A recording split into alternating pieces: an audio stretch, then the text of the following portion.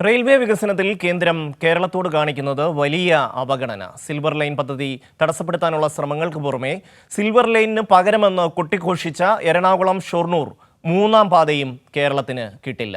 ശബരിപാത, ചെങ്ങന്നൂർ പമ്പ പാതയുമെല്ലാം നേരിടുന്നത് വലിയ അവഗണനയാണ്. എംപിമാരുമായി southern railway അധികൃതർ നടത്തിയ ചർച്ചയിലാണ് ഇക്കാര്യങ്ങൾ വ്യക്തമാക്കിയത്. എംപിമാരുമായുള്ള ചർച്ചയിൽ കേരളത്തോടുള്ള കടുത്ത അവഗണന വ്യക്തമാക്കുന്നതാണ് റെയിൽവേ ഉദ്യോഗസ്ഥർ നൽകിയ മറുപടികൾ. കേരളത്തിന്റെ സ്വപ്ന പദ്ധതിയായ സിൽവർ ലൈനിലും കേന്ദ്ര അവഗണന പ്രകടമാണ്. ബ്രോഡ്ഗേജ് പാത തന്നെ വേണമെന്ന നിലപാടിൽ കേന്ദ്രം ഉറച്ചു നിൽക്കുന്നു.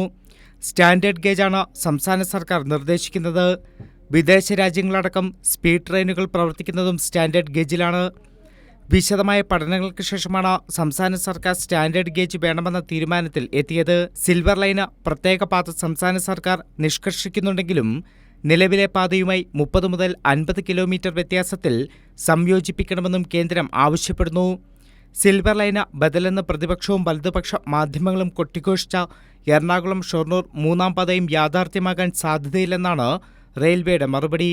2018-19 സാമ്പത്തിക വർഷത്തിൽ പിങ്ക് ബുക്കിൽ ഉൾപ്പെടുത്തിയെങ്കിലും 6 വർഷമാകുമ്പോഴും അന്തിമ അനുമതി ലഭിച്ചിട്ടില്ല. ശബരിപാതയുടെയും അവസ്ഥ മറ്റൊന്നല്ല. അങ്കമാലി ശബരിപാതയ്ക്ക് റെയിൽ അനുമതി നൽകുന്നത് 1997-98 കാലയളവിൽ. എന്നാൽ 27 വർഷം പിന്നിടുമ്പോഴും പദ്ധതി യാഥാർത്ഥ്യമായിട്ടില്ല. സ്ഥലമേറ്റെടുക്കൽ ഉൾപ്പെടെ പദ്ധതിയുടെ പകുതി ചെലവ് സംസ്ഥാന സർക്കാർ വഹിക്കണമെന്നാണ് കേന്ദ്ര ആവശ്യം.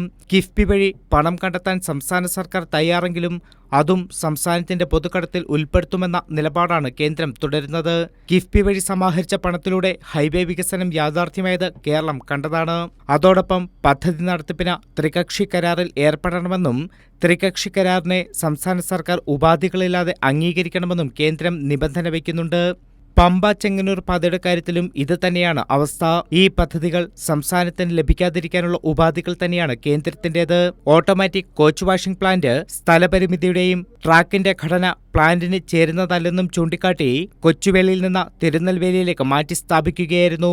വിഴിഞ്ഞം അന്താരാഷ്ട്ര തുറമുഖത്തേക്കുള്ള കണക്ടിവിറ്റി ലൈൻ 2020 അംഗീകാരം ലഭിച്ചെങ്കിലും ഇതുവരെ നിർമ്മാണ പ്രവർത്തനം ആരംഭിച്ചിട്ടില്ലെന്നും റെയിൽവേ അധികൃതർ ജോൺ ബട്ടാസിംബയുടെ ചോദ്യത്തിന് മറുപടി നൽകിയിട്ടുണ്ട്. News desk Kairali news.